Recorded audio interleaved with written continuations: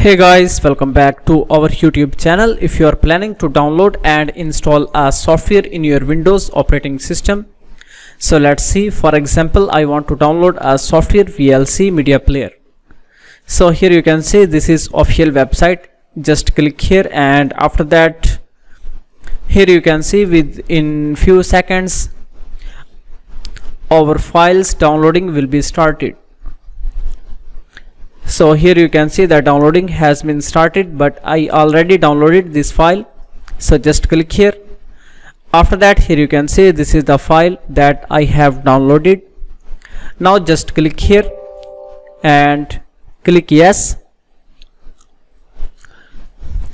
So now you can see the language option. You can select any of your desired language. After that, just click here OK.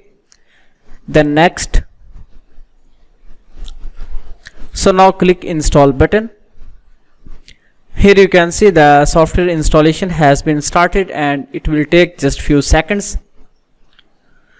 Here you can see this is how is to install any of the application or software in Windows operating system.